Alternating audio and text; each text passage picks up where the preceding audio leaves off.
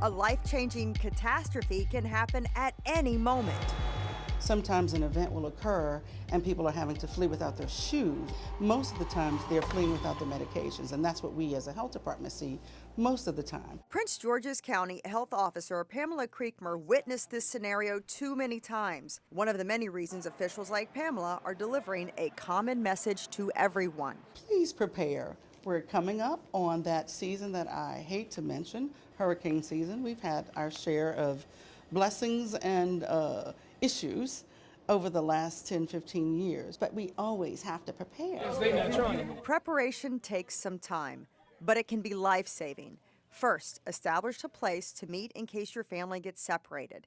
Next, establish emergency kits or go bags to help your family survive until the emergency is contained and services are restored. In fact, Prince George's County Director of Emergency Management says just one kit really isn't enough. We recommend one at home, one in the car, smaller one in the car, and one in the office. These bags should be waterproof if possible with a strap, and they should be stocked with the following. First, make sure you have two most essential things, food and water. It's recommended that you have a 3-day supply of water or more, but if that's too heavy, then add what you can carry, plus canned foods with a longer shelf life. I recommend people rotate this out every 6 months.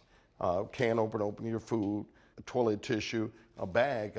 You wouldn't think a bag is required, but to dispose of stuff, you don't know how long you're going to be out. Add a first aid kit.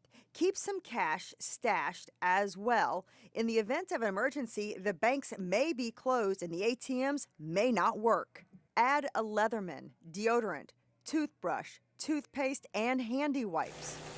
You don't know if you're going to be in water that's not sanitized, so to be able to clean yourself up, we recommend that. Add a portable radio, preferably one with a crankcase in case the batteries die, dry food for your pet, and something for the kids. They won't have anything, so we encourage you to have coloring books, some type of toy or something for your child. They're going to be scared, so if they have their favorite toy or favorite animal with them, we recommend folks have. Now that you're prepared for an emergency, what happens next? Pamela says the health department, along with other county agencies, put their plans into action. We have plans on mass casualty, on what would you do if there was a major storm and people had to be displaced. One of the things that the health department's role is to make sure food establishments who've lost power or may not have water aren't operating in a fashion where people can get sick from food that's not maintained in terms of protecting the public. And the health department has a wide range of responsibilities, from public health, which hits every sector, to environmental issues like sewage contamination and making sure the water is safe after a catastrophe. The health department also supports the Department of Social Services in operating safe shelters for displaced families. But even with our behavioral health division, our nurses provide the support for the shelter to basically triage whether it's safe for someone to come into the shelter and stay overnight, or they should be triaged to another place in terms of safety. During an event, we often think about the physically challenged. But Pamela says don't forget about your neighbors who are working through mental health issues like high stress, depression, or PTSD. There's unfortunately stigma around that. So people are typically with issues of mental illness are isolated. So they typically aren't as prepared sometimes when those are the ones who need the most help. In the meantime, Prince George's County Emergency Operations Center, or EOC, is full of activity during an event.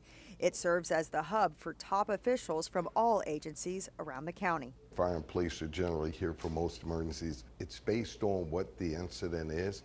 If it's a health event, then the health department and those partners would have lead.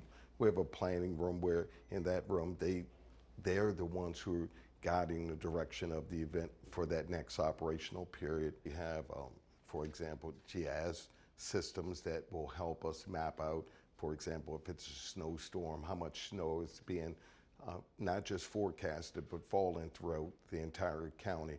Same thing for floods. With these tools and plans on the ready for county officials, they are able to deliver the best possible outcome in the event of a public emergency. They prepare for things that would keep most people up at night, but we are safe to sleep because they're always thinking about those kinds of things that can happen.